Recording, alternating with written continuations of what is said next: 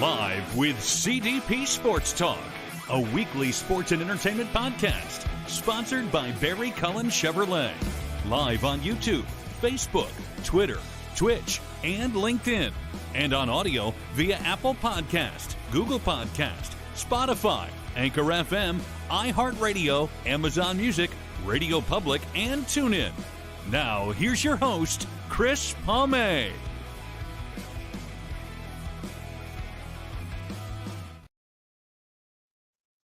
Good evening, everybody. Welcome to Season 6, Episode 3 of Live with CDP Sports Talk on this Victoria Day holiday here in Canada. Wishing everybody in Canada a happy Victoria holiday. And again, Live with CDP Sports Talk is brought to you by Barry Cullen Chevrolet, 905 Woodlawn Road West in the Guelph Auto Mall. Check out barrycullen.com for the newest selection of new and pre-owned GM vehicles, or give them a call at 519-824-0210, or email them at info@barrycullen.com.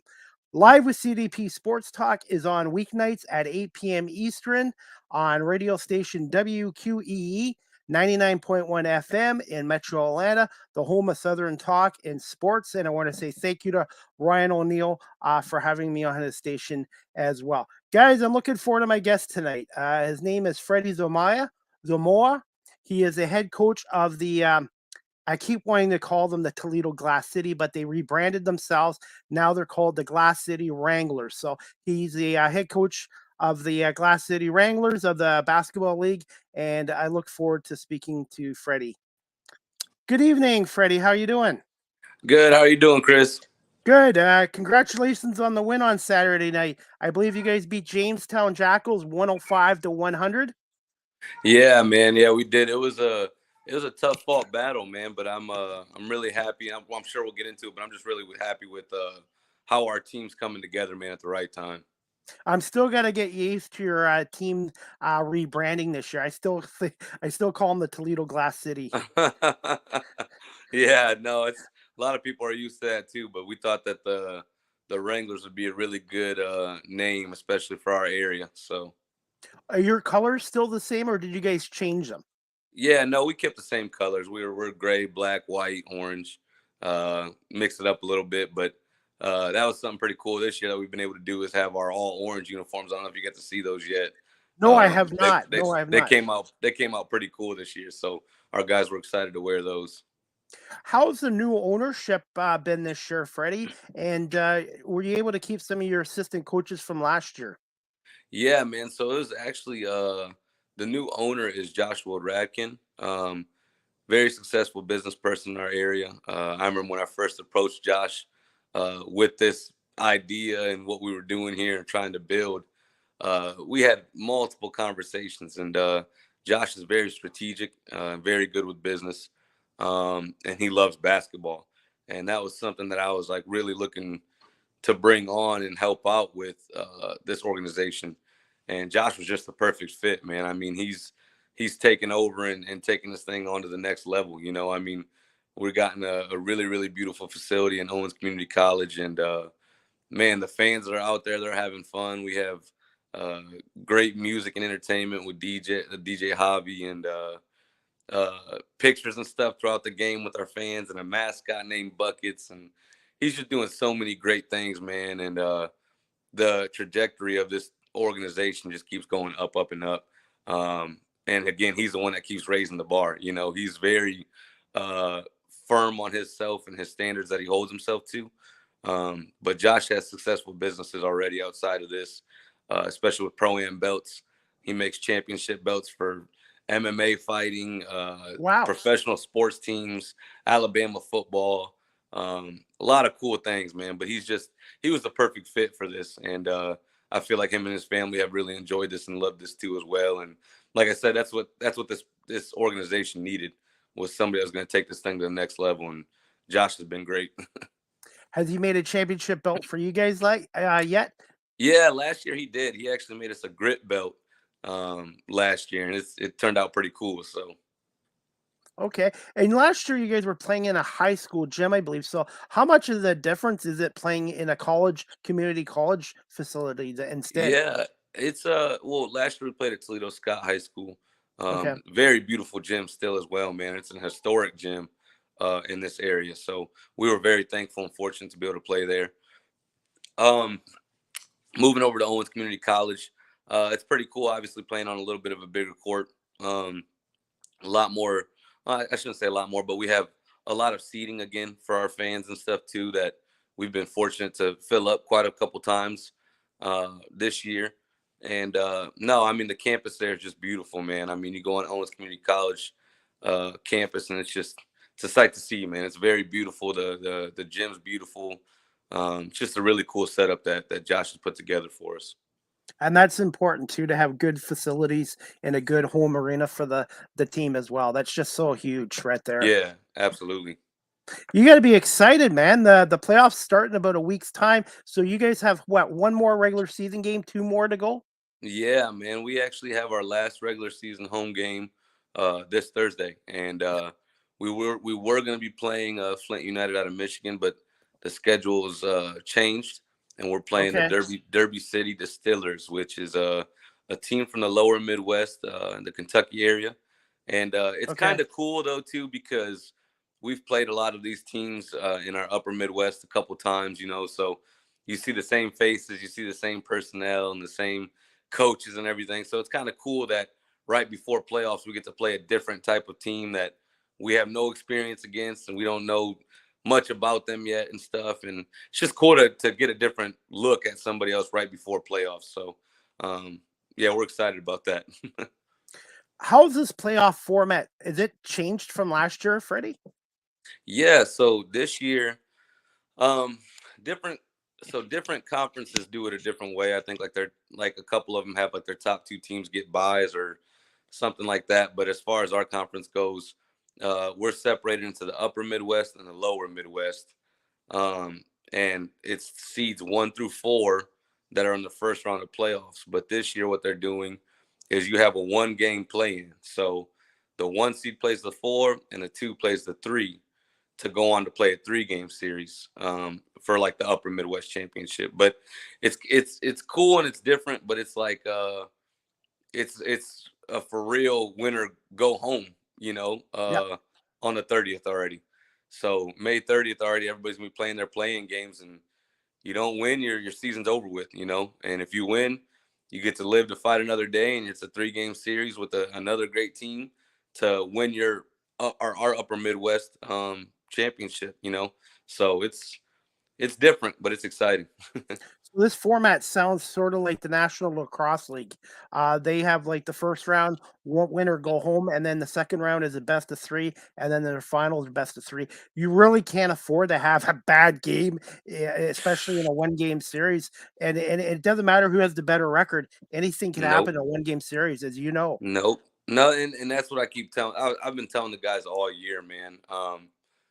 Every time like we would have a bad game, I'm letting the guys know like, okay, so we had a bad game. What did we do wrong? What can we do better? And just we again, our bigger picture was bigger than regular season games and wins and losses and stuff. Our bigger picture was playoff time.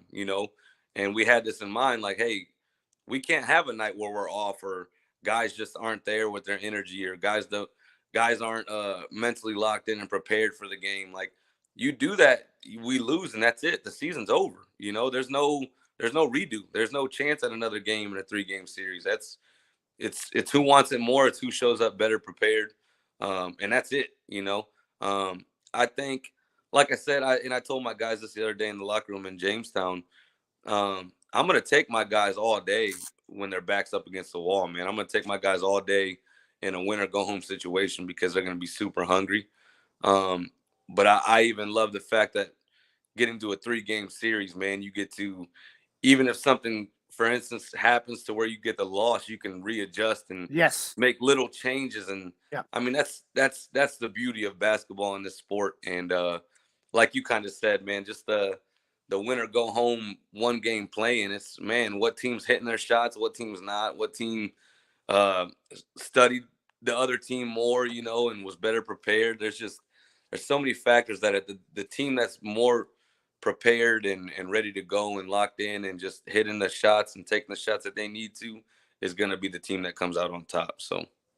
Oh, you know what? When I saw David Magley Saturday night in London, I should have asked him if they were still going to have the NBLC champion, the winner Mm. of London Windsor, take on the TBL champion this year. That's something I should have asked him about because there was Yeah, talk about that. that's actually a great question because I thought I don't know if you meant he was going to do that next season or this season, but I know it's something that he mentioned he wanted to do, and I thought that would be really cool too. But maybe it's something that he's saving for the BSL, to be able to do something like that. I'm not sure. Yeah, three teams have already confirmed. I know London, Kitchener-Waterloo, and Sudbury. The Windsor Express have not made any announcements, so nobody knows what they're going to do. I assumed they were going to come in, but who knows? But I figure next year, Freddie, I know speculation on my part. I figure they're going to try to have an all Canadian division. Right now, you guys have 6 divisions across the states with 46 teams. And I figure they would just have a 7th division with 6 or 7 Canadian teams in there to help with the travel costs as well. Yeah, they could. I haven't dug too deep into that or talked to our owner or Mr. Magley too much about all that, but it sounds like he has really exciting plans, and I think it could be something that's really good too. As you've seen, even between the battles between TBL teams and NBLC teams, some of them have been wars, man. And I think it's exciting, and I think, like I said, I think it could be something that's really big. I definitely agree. Hey, before the playoffs start, have they set a date for your playoff series yet? No, so our series dates haven't been started or set Okay. yet. But like I said, I believe everybody's playing game would be on the 30th Okay, of this month already. which isn't that far away. And right No. now, this is a great time of the year for the NBL playoffs, which is wrapping up in the finals. EuroLeague's playoffs coming up, and then you got the NBA as well. We'll get to the NBA a little bit later in this podcast show. But can you just tell my audience here in Ontario, just in Guelph, Ontario, which is about a 2-hour drive from Buffalo, not far from Toronto. Can you just tell us about your 2023 Glass City Wranglers season so far, the roster, and also some key players for fans? We all know I've had Chris Darrington on, but how much has he developed as a ball player this year? Oh man. Where to start? So this season has been some growing pains, but it's all part of the process. And this team has been very resilient. I'm sure you've seen too as well, and you kind of already talked about Chris Darrington. He's had I think he leads the league in buzzer beaters. So we've had some really exciting games that have came down to buzzer beaters that we've been fortunate to pull out. But this team's just been resilient, man. Like I said, we started the season really hot. I think we were 9-3. We're currently sitting at 15-8. 16-8, 16-8. 16-8. Yep, 16-8 after Jamestown. Sitting good in our conference, but again, these guys have just earned it, man. And we've talked about it all season, about just coming together. And I keep telling our guys, don't worry about your minutes or who you're in with or who's doing what. Just be focused on winning together as a team. And I think it's super, super important. And I think we finally just recently turned that corner. We talked about it all season, was turning this corner to be the team that I know we could be. And we literally I feel like we just turned it, and now we're starting to progress and be on the uprise. So I hope it continues into our playoffs. But I mean, as far as our players, obviously, like I said, we have Chris Darrington. He was the TBL rookie of the year last year. This season, he's in talks of being the MVP of the league, rightfully so. I believe he's averaging 30 points a game, and Wow. he's just been a huge value to our team. But the other thing I love about our team is we have so many pieces, man. I don't want to leave anybody out, but I mean, even our guards, we have Francisco Santiago, who's played in the highest league in Puerto Rico, Anthony Carmen and Alex Heath, two just scrappy guards from Cleveland, man, that aren't scared of anybody or scared of the moment. Clemmy Owens, who's also a returner, won a PBL championship, was the PBL player of the year, is with us too as well. And then Marlon Moore, strong wing out of West Liberty University. Caleb Vaughn's another wing that's a returner for us too as well. That was on that Elite Eight run along with Jonathan Brown, who's a big for us too. And then we added another really good piece too in Marlon Sierra. He's a Bowling Green State University graduate. It was kind of unfortunate. He was going to be playing overseas and stuff, and COVID had hit. And it was one of those things that we contacted him, and he contacted us, and he was on board right away. You know, he was familiar with us, studied us a little bit, and was just kind of like, yeah, let's get after it. And he's just hungry, man. He's a competitor, and he's been a really good addition to as well. And Darnell Rushton's another big two out of Cleveland, who's been a really good piece to us too as well. We just continue to grow together. And Chance Hawkins is another returner too as well. Like I said, I just wanted to name everybody, man. And I know I'm kind of getting it all out there, but I'd hate to leave anybody out. These guys have been awesome, and I just want their names to be heard so that these guys are getting the love that they deserve. You know, because they've been working hard, man. And like I said, they're coming together at the right time. So I think anybody that watches one of our games or can come to a game or something, they'll be really happy with what they see as far as how hard these guys play. You pretty well have a fairly new roster from last year.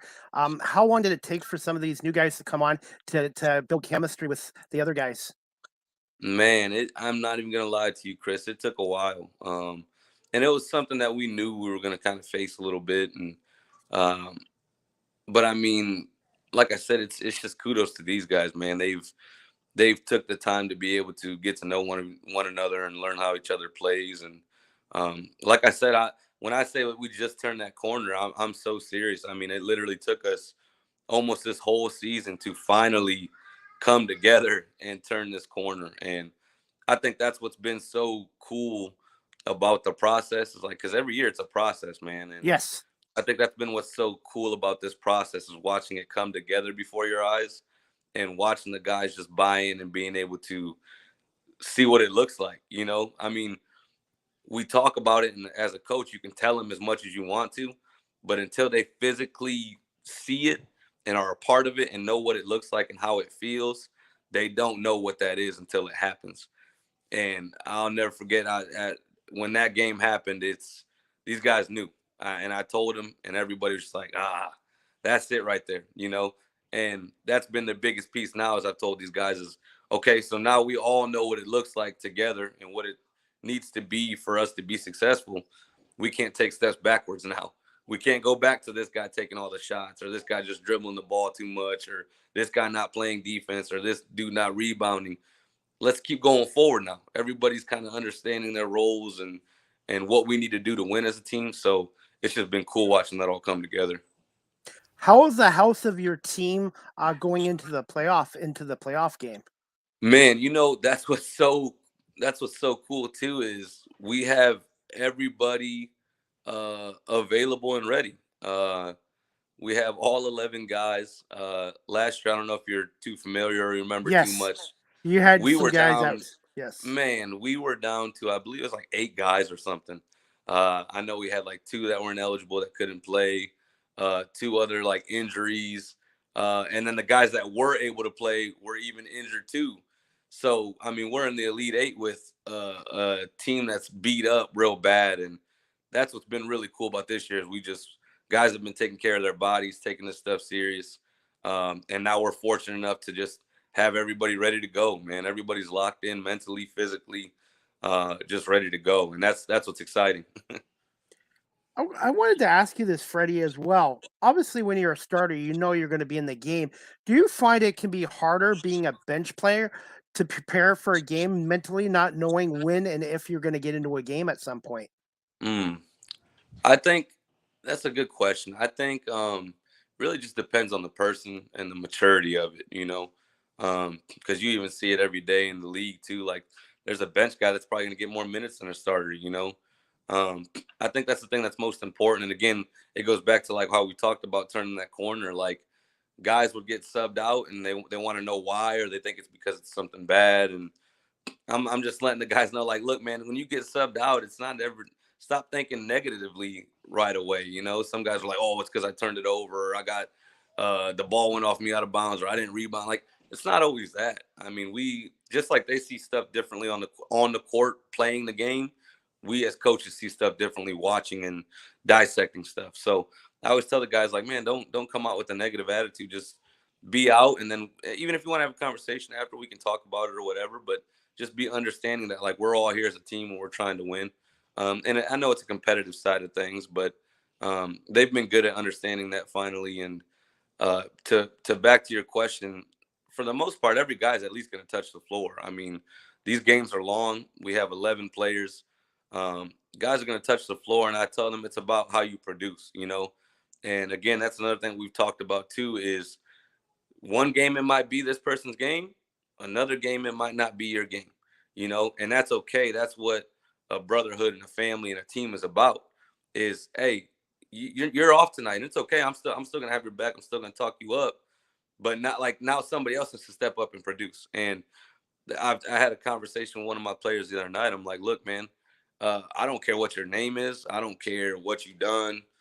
I don't care about none of that stuff, man. I care about the guys that are going to go in there and do their job and produce. Those are the guys that need to be in there and playing and producing, you know. I tell my guys that all the time. And like I said, it'll vary.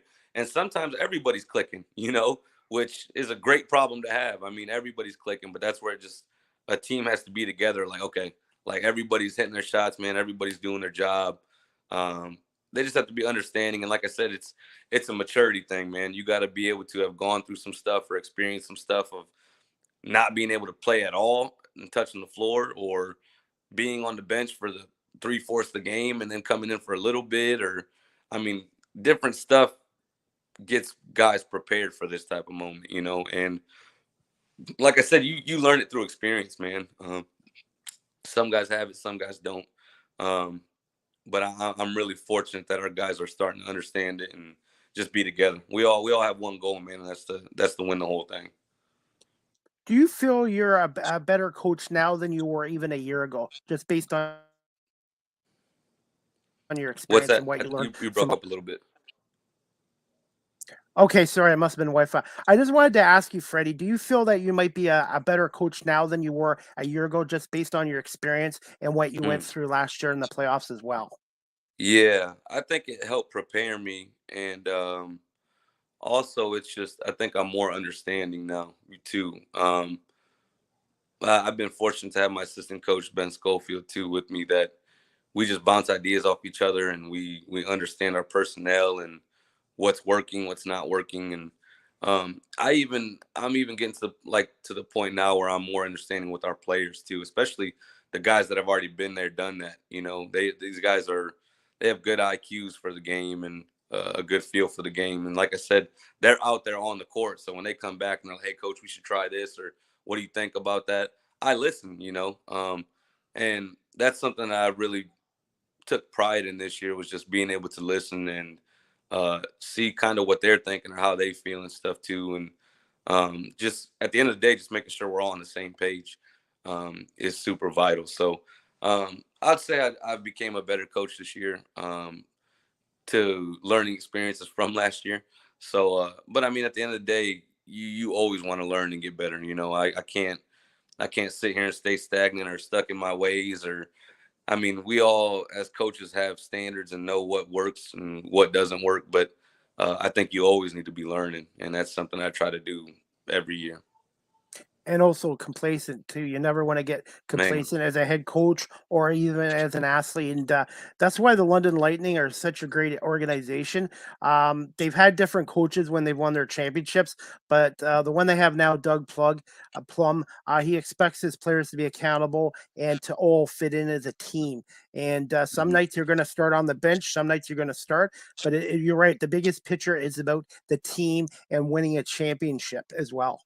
Oh man, it's like I said, we've been preaching that all year. It's just getting guys to understand it. And like I said, it's a experience thing. Like some guys have been experienced through it, and some guys are still just learning it. But I think the earlier you learn it, the better. It's all about team, and it's all about having the same goals in common and winning. And I mean, guys from our league are looking to go and play in Canada or a different country after this, and like I always try to put it this way, like Nike EYBL, which is like a big high school AAU circuit. Like everybody knows that it's competitive. All the top players in the country go there to compete, and like the teams that make it to the Peach Jam Championship, every college coach in the country's there getting guys from those teams because why? They're winners, and it's the same thing with our league. I mean, if people from other countries are going to want to watch that film because they're like, oh, this is a championship game of 50 or 48 teams, whatever, however many teams in TBL in the country. These are the two teams that they're winners. They have winners on these teams. And even if your stats aren't amazing, I mean, they want winners, I mean, last year we made it to Elite Eight and we had a few guys go on to play in different countries. And again, it's probably partially because we were winning. I had a guy last year that Caleb Vaughn. He was averaging 13 points a game, I believe, like 7 rebounds a game. But he was just a professional. He shows up on time. He's never complaining. He doesn't talk back. He works hard outside of this, and he's just an ultimate professional. And he ended up going and playing in Mexico, and then he went and played in the top league in Chile. Because I can recommend that, and I tell my guys all the time, like, you're not just playing for me or this opportunity. Like you're playing to move on if that's what you want to do and get that experience in another country. But ultimately, to do that, we got to win. Like guys get over there like that, but you're making your job easier and setting it up better if we're winning together. That's just what I try to preach to our guys too as well.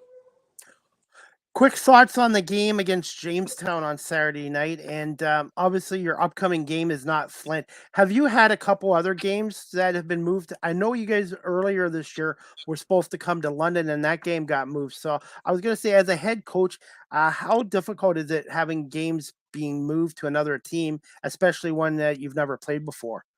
Man, again, I think if I wasn't experienced in this type of stuff, I'd be like, oh man, what are we gonna do, or what are we doing, or how are we doing it? Man, I've trained my mind to just be ready for any type of adversity when it comes to this stuff. So to me, it's not that big of a deal. I mean, especially like I said, even this last game, for instance, against Derby City, it's new personnel. It's somebody we haven't played. It's exciting. So we're just gonna take it and roll with it, and again, continue to try to get better and get ready for playoffs. Um, but I guess kind of to go back to your question on the Jamestown game, or to speak on the Jamestown game, man, those are always competitive games. Again, I don't know if you remember too much last year, but we got beat by them on like a tip in at the buzzer, and we got beat on a half court shot on the buzzer against them. But we've had some wars with them, and I think last year, I believe we split with them last year too. So we had some wars with them last year, and then we ended up making it into the Elite Eight, like we talked about, to be able to go on and play Kokomo, which carries on into this year. And I mean, they're always just going to be like a lengthy, athletic team that plays hard, and you got to bring your best game against Jamestown. They just had a very impressive win against West Virginia the night before, which West Virginia is on fire too. Uh, they've been doing their thing in year 1, 2 as well, which again, it's kind of like how we were last year. We were able to do that same type of thing last year, but it's just it's a really competitive conference. So it's like night in, night out, man. When you're playing these teams from the upper Midwest, it's just like we've talked about. You got to be locked in, and that's what I've loved about it, is just being locked in and having our guys ready to go. So we don't care if it's a Jamestown or West Virginia or Kokomo. Our guys are going to try to be locked in and be prepared and try to be the tougher team night in, night out. So.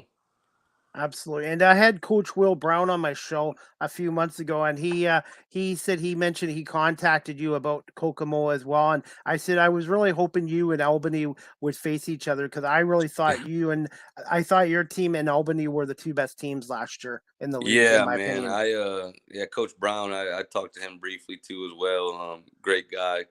Um, yeah, man, this league's just tough though. It's like especially come playoff time, like we've talked about the injury bug we had last year, and being short handed on our roster. Uh, it's like I tell everybody though, man, it's can't make excuses. Everybody goes through these same type of problems. Guys have injuries. Guys go overseas, play somewhere else right at playoff time, and you just can't make excuses. And I mean, sometimes a lot of stuff have to fall your way. You know, a lot of stuff has to fall your way. Or like we talk about the one game playing. Like, are you going to be hitting your shots? Is it going to be your night that you're off? Is it going to be a night that they just get the better of you? I mean, there's so many factors that come into play, and that's why I just like we discussed earlier, you just got to be locked in every which way as a unit together, and do what you do. You know, like I'm gonna talk to our guys coming up, man. It's not desperate basketball. You know, it's not like, hey, let's go out here and chuck up threes now because we have to win. It's you stick to the game plan, you stick to what's worked, and especially what's working now, and we'll be just fine. And one thing I wanted to ask you as well, that one game play, and you guys will be at home for that, right, Freddie? Yes, we from what I was told today, I believe we're playing West Virginia at home. Yes. So that's going to be important. So hopefully people can come out and support this team by going to games, or also you can watch it on what TBL television TV online as well. Yep, TBL.TV, I believe it is, and people can get on there. I think you can watch games for super cheap too, as well, if you want to watch like a single game. But yeah, you'll be able to watch there on the website. And if you watch our broadcasting, that's I got to shout them out right now because they did an amazing job this year. As BCSN Sports, they just man the commentating and the broadcasting and the quality, man, it's been top tier. I mean, when you watch it, it's professional basketball, man, and they just do an excellent job of not only the coverage and stuff, but just knowing all the stats and what's happened at the away game the night before, the Yeah. weekend before. Like they just come prepared and they're asking you the questions like, hey, so I seen he did this. What do you think? I'm like, man, that is so cool that they're just so invested in. But yes, they're the ones that do our broadcasting through TBL TV. But BCSN Sports has been awesome this year. Yeah, and I want to give a shout out to the NBLC TV coverage as well. I don't know if you see their games on there as well, but the one gentleman I wish you could meet one day is Aaron Sanders, the voice of the Windsor Express. He is one of the best in the league, and he might be only 27 years old, Freddie, but he's got a mind like an encyclopedia. He loves the game, and he's a historian, and he does such a great job. And I really enjoy all the guys that do the NBLC games as well. And I'm going to try to get the TBL playoff package too, because I'd like to see a little more of your games as well. And I had one of the guys on from the Salem Capitals. Hmm. Jason Smar on. He's also a high school teacher as well, and he was a great guy as well. So I love talking about your league and just talking to you as well about your team as well. Oh man, we always have fun, Chris, and that's what I said. It's been pretty cool. I know we message here Yeah, back and forth throughout the year and stuff, but yeah, it's always good to get on here and just chop it up because we both love basketball too, and that's what's been really cool, man. Is just being able to get on here and actually talk like real people, you know. yes. So it's And been I and awesome, man. and I will get down to Toledo because I want to see a Mud Hens game at that beautiful ballpark, and I would like to see one of your games and talk to you and some of your players as well. Because, like I said, I just really love the quality of the basketball from your league and my league, and I find this year the NBLC has been even more competitive than it was last year. Just the talent level. Really? Yeah, I see. I haven't got to catch too many NBLC games this year, and I really wish we could have went up there this year. But again, maybe that's in the talks for next year or whatnot. But no, I mean, I know when Windsor and Sudbury both came here last season, it was just you could just tell the talent, like me and you talked about, is both those games were wars, you know. And last year they're just exhibition games, so like they didn't count to everybody else. But I mean, NBLC teams and ourselves, like we took that game serious. I mean, we Yeah, don't care about an exhibition or whatever. I mean, both teams wanted to win, and both teams are competitors, you know. And both those games, I believe, we won by one yeah. possession. I did And see a TBL. Yeah, sorry. no, you're good. And yeah, it's just wars, man. Yeah, my Wi-Fi cut out there. I did see a TBL game this year in London about a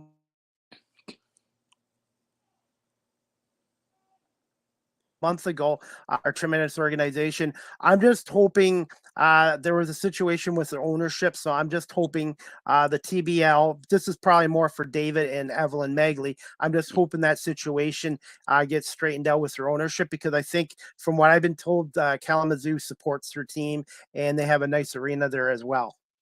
Yeah. Yeah, I'm not sure. I'm not sure on that. Yeah, definitely. I'll save it for David and Evelyn, who I'm working to get on my show as well. Freddie, I wanted to ask you this question as well. What Mhm. were your thoughts when they announced there's going to be 3 Canadian TBL franchises this year? Obviously, in Newfoundland, the Rogues, Montreal Tundra, and the Academy Alma. And then just thoughts on 3 of the NBLC teams coming aboard for this basketball Super League in 2024, and the future of the direction of the league now. Man, I think the addition of the 3 TBL teams in Canada was pretty cool. And I've got to catch a couple of both of, I think, Montreal and the Rogues games this year. And man, they just, again, it just looks super professional. The broadcasting, the arenas that they're playing in, the entertainment, the whole nine. They're doing an excellent job, and I think they're great additions. And obviously, the NBLC, I have a lot of respect for, and having them come on board, I think, is huge.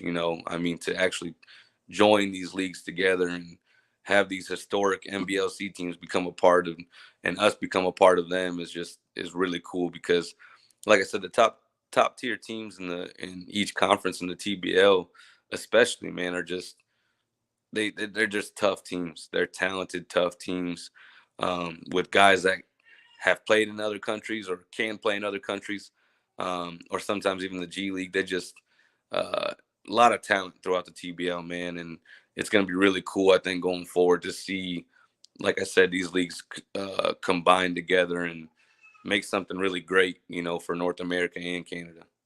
Yeah, because long term, a 4 team league, the fans of these teams, I probably get sick of playing the same team, and I just think from a competitive standpoint and a talent standpoint, I just think this was the right move to do, and I really think I think it will do well, and I think the Magleys and hopefully Audley will be on a board. I guess there's still more announcements, so I don't want to get into too much speculation, but I'm Yeah. really looking forward to it next year. And I just think the Canadian franchises are going to add to the 46 teams. So it'll actually be, I think, 49 teams next year. And I suspect a Mm. seventh division. I suspect. Yeah, it's gonna be really good, man. Like I said, it's the one thing I know that this Super League is gonna have is just talent across the board. The teams that are gonna be in this league are gonna be teams that can play at a very high level. And like I said, you're probably gonna see a lot of new rivalries formed, of just some top tier talent going at it night in and night out. So it'll be really interesting. Yeah, I'm just crossing my fingers. Windsor will come into this league as well, because they would have a natural rivalry with the teams in Michigan and also Uh, with Toledo as well. yeah, and Coach Jones is one of Oh my yes. one of my guys, man. He was a classy coach when he came here and played, and not only that, like, we've gotten on the phone and just had conversations, and just he's another one that you talk about, like, historian, man. He's a winner and a guy that just he knows basketball and loves basketball. So it's been cool to be able to have conversations with him and just uh, kind of chop it up a little bit. So he's a great dude. Two-time NBLC champion with the Windsor Express, and he's been with the Windsor Express since day one when the NBLC formed, I believe, 11 years ago. So definitely we'll cross their fingers. And Man, they have a beautiful facility in Windsor, too, at the WFCU Center as well. sheesh, yeah, I hope they do too, man. Because like I said, Coach Yeah. Jones is a good guy to be in there, especially as that organization. So I hope they become a part of it too. Yeah, Sudbury Five have Logan Stutz, who's a former player, really good coach. He was a great player. Doug Plum, who is a player, 2-time Coach of the Year in the NBLC, and then Cliff Cliff Klinkskills, who the former player is now the coach of the Titans. I really think if you guys play these teams next year, you're going to enjoy the coaching staff and some of the players. And one of the Albany platoon guys from last year came up here to Sudbury this year. AJ Mosby, tremendous player. Yeah, yeah. I seen a lot of NBL teams signed a lot of guys from our league in the TBL, and like I said, it just goes to show, man, these guys are Yep. talented. Yep. These guys are very talented. Even Windsor with Jamiron and Latin from the Lansing Pharaohs from last year, they're just two tough guards, man, that can really score it. And like I said, we had to prepare to play them last year too as well. But even with Windsor, man, I think having Billy White and, like I said, I haven't got to watch the games, but Yep. if I had to imagine, I think Billy White and Justin Moss have probably been a huge problem for other teams. Yep. Yeah, London in game 2 really took away Windsor's big players, and they really did a nice job shutting down Latin Davis and Jamire and Jackson. In the first game, those two guys went off for 51 points and a Windsor win. In the second game, they held them to 27 points. So, and Billy White in the second game had 22 points in 19 minutes, but him and Mike Nuga got ejected from that game with 7.5 minutes to go in the third quarter. They had a scrum, and unfortunately both of them left. But Billy White might be an old veteran, but he still has it at his age, and he's still an impact player. Wow. Oh yeah, man. You can tell when he came here to Toledo, his footwork, man, and his aggressiveness, and he's still a player. And what's the series at now with them?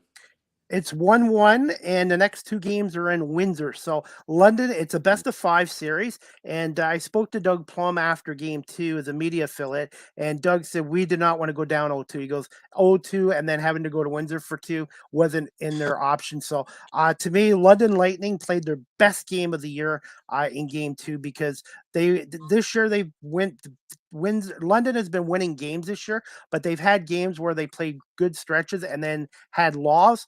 But this game too, they just basically shut down the Express completely, and this was like a critical game. And I really think Game 3 tomorrow night, 7 o'clock on NBLC TV, is going to be huge because, like I said, it's a best of 5 series, and now Windsor has home court. But if you want to be a champion in basketball in the TBL or the NBL or the NBA, you have to be able to win on the road as well. Mm-hmm. And see, that's one thing about us that I've loved, man, is we all love playing on the road. I don't know what it is or what it is, but we love playing on the road. I think it's a factor of nobody's there cheering us on, and we're all we got, and we thrive in that environment, and we take pride in playing in away games. So that's something I've been really happy with our team about. Because I was talking to somebody about that the other day. Sometimes it's better to be the road team because you can even look at the NHL. The Florida Panthers have been the road team all the series, and now they're 2 wins away from being in the Stanley Cup Finals. And it just shows you sometimes it's better to be the road team. And look at the Miami Heat, the number 8 seed. It's just it's a culture thing, man. It's a culture thing, a personnel thing. Like, guys just have to thrive in those type of environments and accept any type of challenge. And like I said, that's something that we love. Is there's no fans there with us. There's nobody cheering us on. You got your brothers back, and that's it. Nobody else is here to hold our hands or help us out or cheer us on. We're all we got. And like I said, we've enjoyed playing on the road. So definitely. Are you okay for 2 more questions, Freddie? Yep, you're good, Chris. Okay. Thoughts on the basketball league, as a whole this year, and in the Maglies and David and Evelyn, and how often do you get to speak to them and they come by to your games and stuff like that? Oh yeah. No, man, the TBL, it's cool watching it grow, and again, it all starts with David and Evelyn and their big hearts and their passion for this league that goes beyond basketball. But no, we've been fortunate to be able to have the Maglies come by to a few of our games, whether that's home or away, but they make it a point to make sure that they visit everybody's gyms and everybody's staffs and ownership and see how everything's going. And they've been great, and even when they came to visit, they'll be like, hey, you guys can work on this, or we'd like to see this, or maybe not do this. And you fix it, and it's what makes the whole league run the way it does, So, no, they've been great. They've been great. Obviously, when they come to visit, we talk to them as much as we can and make them feel welcomed and kind of show them how we do things in Toledo. And I believe Evelyn was involved with the NBLC at one time too, with the team in Orangeville as well. And fingers crossed, because I'm going to be working to get her to come on my show as well and talk about the league and what the changes, the exciting changes for next year as well. Yeah, I'll tell you what, I would like to hear more on the BSL though. I wonder if they're going to have more info for you on it or able to speak about it. But I'd I'll love see to if I hear can. what they have on that. Yeah, try to get it out of them. No. I'll do my best. And I'm going to put you on the spot with this question, Freddie, before we wrap this up. Just quick thoughts on the NBA playoffs and the current series with Miami and Boston and Denver and the Lakers, who are playing right now. They should be in the second quarter. Oh man, you just like I said, it's you can watch these games and you can look at the tougher team and the more prepared teams. And as of right now, it looks like Miami and Denver, obviously. But I would love to see a finals between Miami and Denver because I think that that's going to be a very chippy, fiery, just great basketball all around game. Because I love Coach Malone and Coach Spoelstra, man, the way that they coach and conduct themselves and conduct their team. So it'll be, especially them with all the talent that both teams have. It's going to be good, man. I'm excited, and I hope that that is the final so we can see what it looks like. Now, I know on the other leagues, NHL, it's been 4 times. Major League Baseball's done, I think, a couple times. Do you foresee Boston or the Lakers, one of these two teams, coming back from 3-0 and winning the series, or do you feel they're already mentally beaten? Oh man, I don't know, man. I'd have to say that they're both going to be done, but I mean, never count out people or teams that are hungry to come back from it. So I don't know, man. I know that that would be very taxing, but again, it's I don't know. That's tough. I don't know if they're gonna be able to come I back from that. I do think it will. I don't know if it'll happen this year, but I do think it eventually will happen in the future in basketball because, like I said, it's been done in hockey and baseball, and eventually it will happen a first time. And I just was curious to see if you thought if the Lakers or Boston. I think both series. I did pick Denver over the Lakers in 6, and I had Boston over Miami in 7. But you know what? Miami is just playing unbelievable basketball right now, and they have a great coach who should be in the Hall of Fame if he gets another ring. And just Jimmy Butler is just playing like a Hall of Famer, like unbelievable. Yeah, you know what's so awesome too though is about the sport and stuff is like the seeds don't matter, That's what like me and you were talking about with the one game playing. It doesn't matter. I don't care if it's a 1 seed or a 4 seed or whatever. It's what's the team doing right now? Like are they on the upward? Are they on the downward? Have they already peaked? Are they playing their best basketball? Are they not playing the best basketball? And are they just locked in and prepared the most? And are they a tougher team? Because come playoff time, man, it's a new season. Everything.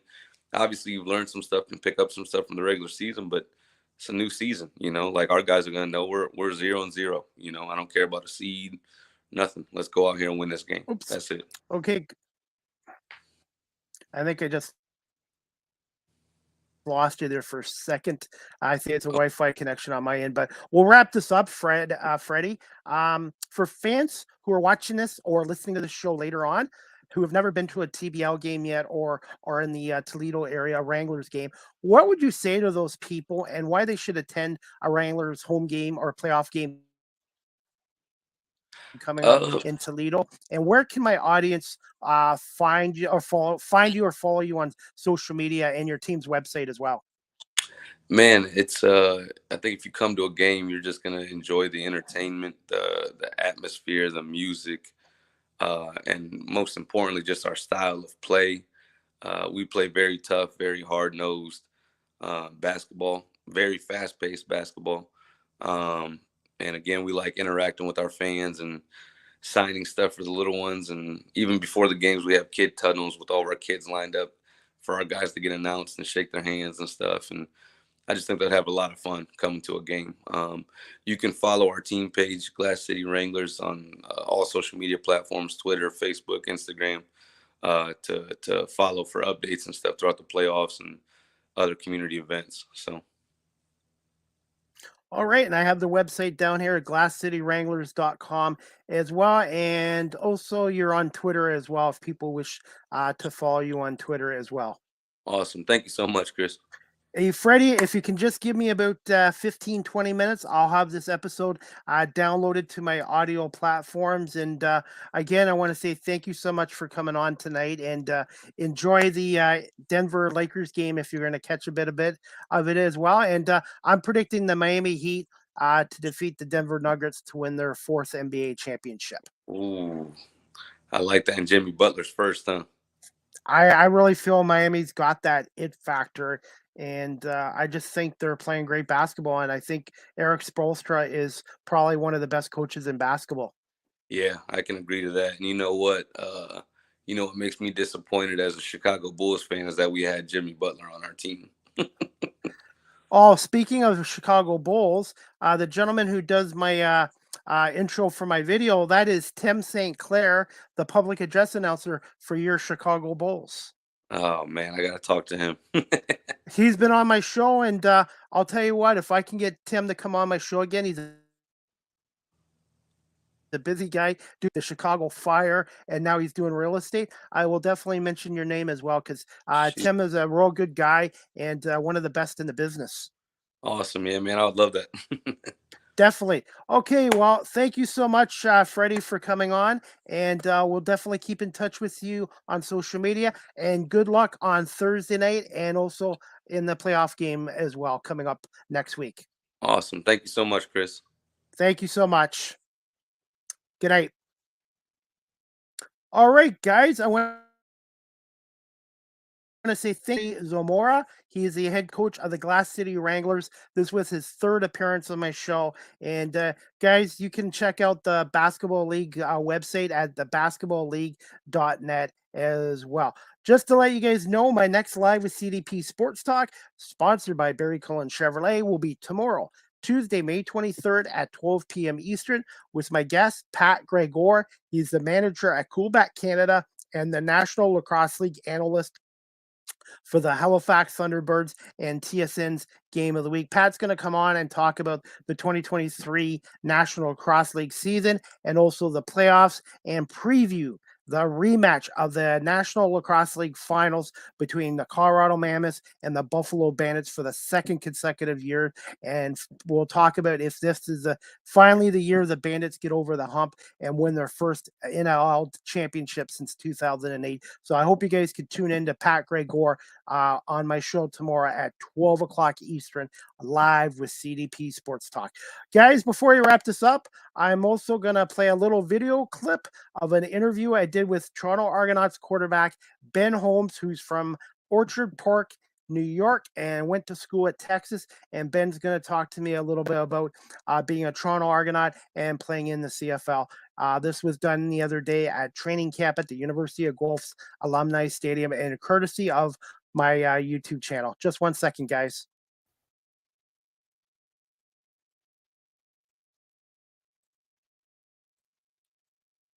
Guys, this is Chris Palme again from the University of Guelph Alumni Stadium, where the Grey Cup champion, CFL champion Toronto Argonauts are hosting training camp.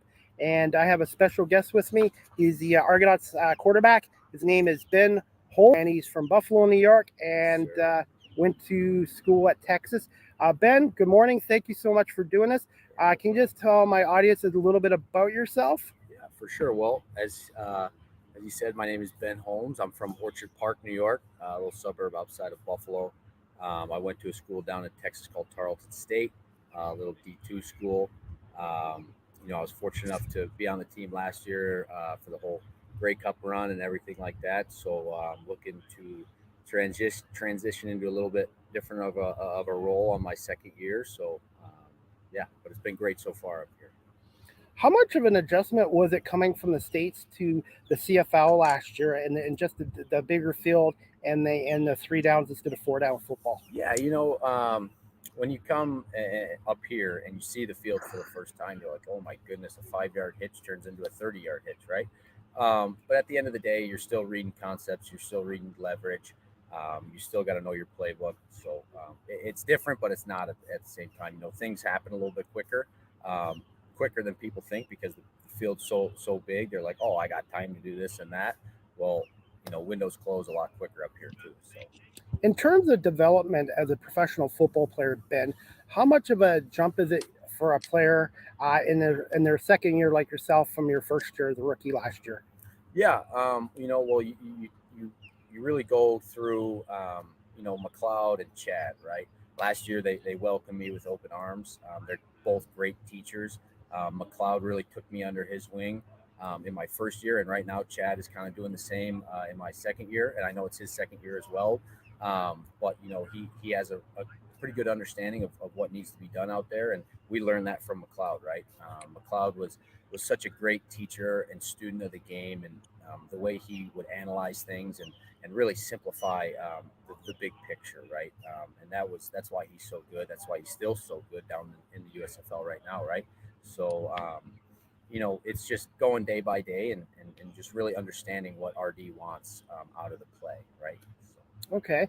Thoughts on Chad Kelly, who's also from Buffalo, New York, yeah. taking over as the number one quarterback, and just thoughts on Chad. Yeah. Chad's a tremendous talent, right? He can throw it, he can run it. Smart guy, knows football. He's been around it his whole life. But he's also a great human being. He's a great teammate, right? Um, he's fiery, right? He plays with a lot of passion, which everybody loves to see, right? And it's contagious energy. That's what I like to call it. But he knows when to dial it back. He knows when to explain things, right? So he's been great. We've been attached at the hip, for the last three to 4 or 5 days, and he's helping me along with some of the reads that maybe I didn't get to see last year. So he's been great. So. And just thoughts, how long does it take a quarterback to develop chemistry with the wide receivers and stuff like that? Yeah, like this one. We haven't thrown with these guys too long, but after the second or third day, you kind of understand how they're going to come out of their breaks. You understand, how long it takes them to come out of their breaks. You know where they like to high point the ball and stuff like that. So, 2 to 3 days, I guess. But we've been throwing with the veterans the whole off season, so a day or two, and then you're pretty good. So. Overall thoughts on the CFL last year, your first year, and winning the Grey Cup and the Toronto Argonauts organization, like with Mike Pinball Clements and Ryan Dimwitty and the coaching staff. Yeah, for sure. Well, to answer the first portion of your question, came to the CFL rookie year, win a Grey Cup, right? What more could you ask for? I call him Pinball, but Mr. Clemens, he's been awesome since day one. He saw me day one when I came in and gave me a big hug, and I didn't really know who he was, but over the course of the couple months in the year, we got close. Every time I see him, I give him a big hug. He's unbelievable for our organization. He's great for the city of Toronto as well. Everybody knows him. So he's unbelievable. And RD, our coach Dinwiddie, like I like to say, he's like a savant, right? He knows football in and out. He knows this offense in and out. He knows coverages in and out. He's been unbelievable. He's a great teacher of the game as well. He knows how to slow things down when people don't understand it. And then he's just great to work with. But also Coach Miller, he's our quarterback coach, right? Got to give him a shout out. He's been unbelievable as well. Just a great guy, great dude from Pittsburgh. He really, really is he understands what we need to get out of each play, and that's what he's so good at. Telling us how to do it, and our steps and our reads. Thoughts on Pete Costanza?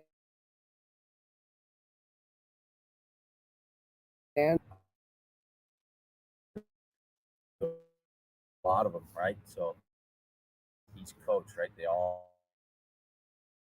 Some of them might be in the Hall of Fame. Every guy he's touched, right? Every guy he's coached has turned out to be. So you're going to be wearing the red.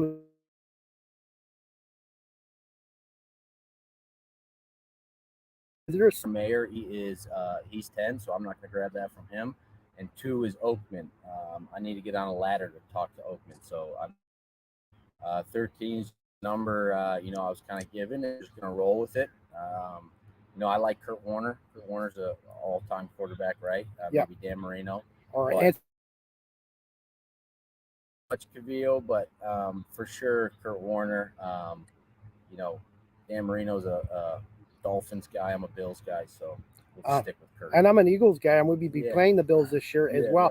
Right. Winning the Grey Cup, what did you do with the day you had the Grey Cup? I didn't have it. Nope. When I win one, when I'm actually on the roster and maybe the guy, I'll have my day with the cup. But right now, I didn't even want to get near it. So I let those guys have all their days and whatever. So okay.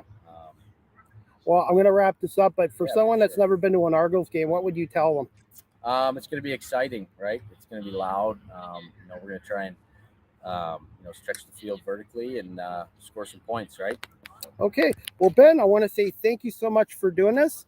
And I want to wish you all the best in the 2023 season. And we'll definitely see you at BMO Field. And June 1st, 7 o'clock, preseason game here against the Ottawa Red Blacks here at Alumni Stadium. Thank you so much, Ben, for doing this. Yep, no worries. Thank you. All right, guys. That was courtesy of my YouTube channel.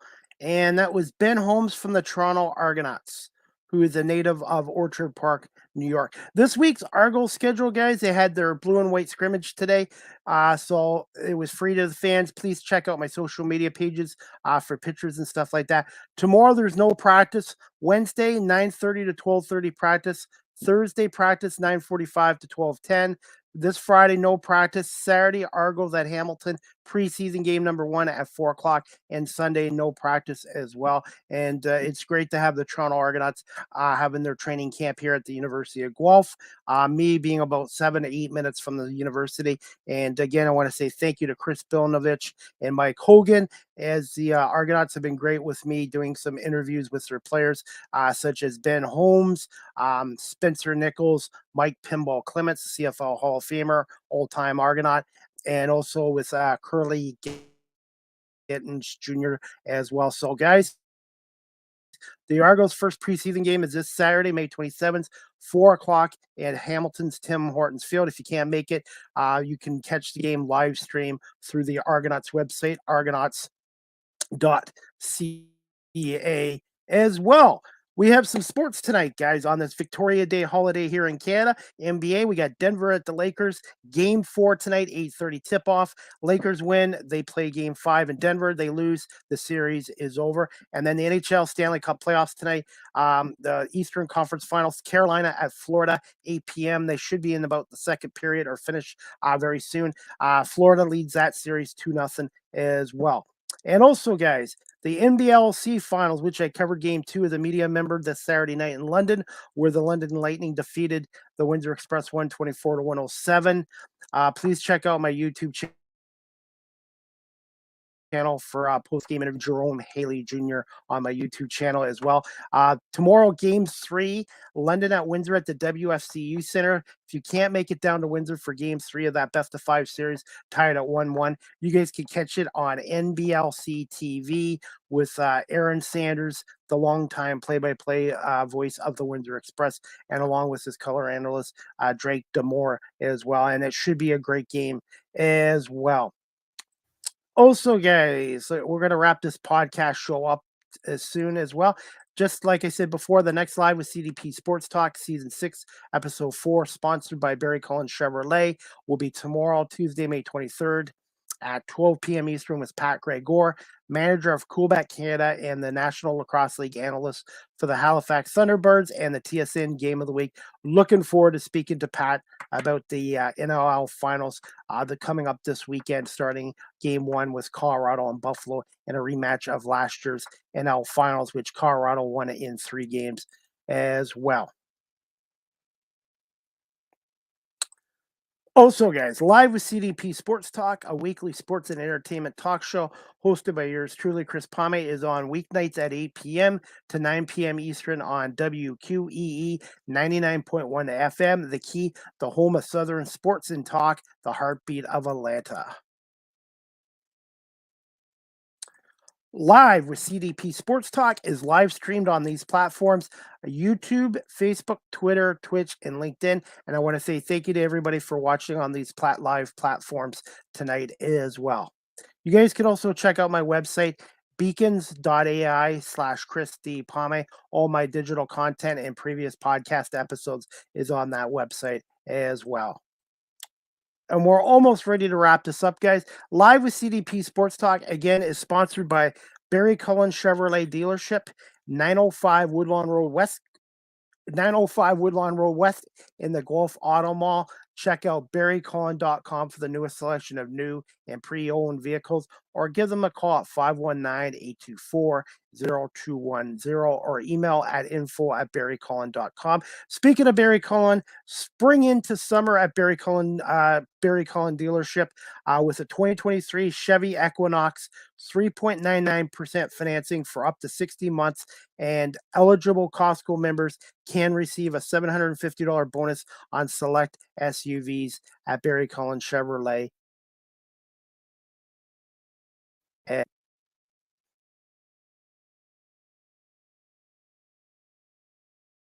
You can also follow me on TikTok as well. And also, guys, StreamYard is the official live stream provider of Live with CDP Sports Talk. If you're into webinars or podcasting, such as myself, check out StreamYard.com as well. And finally, as we wrap this up, this podcast show, Live with CDP Sports Talk, the audio version is available on these audio platforms: iHeartRadio, Amazon Music, Google Podcasts, Anchor FM, Apple Podcasts, Breaker, Pocket Casts, Radio Public, Spotify, Castbox, LinkedIn, Stitcher, and TuneIn. And thank you to everybody for listening to me on these audio platforms. And again, weeknights at 8 p.m. to 9 p.m. on WQEE 99.1 FM in Metro Atlanta as well. I hope everybody has a great night. Again, wishing everybody watching or listening to this show here in Canada a happy Victoria Day. And we'll see you guys tomorrow for season 6, episode 4 of Live with CDP Sports Talk at 12 p.m. Eastern with guest Pat Gregor from Quebec, Canada, and the National Lacrosse League as well. And a special thank you to Barry Cullen Chevrolet Dealership here in Guelph for sponsoring Live with CDP Sports Talk. Have a great night, everybody, and we'll see you tomorrow, 12 o'clock, with Pat Gregor talking National Lacrosse League Finals. Good night, everybody.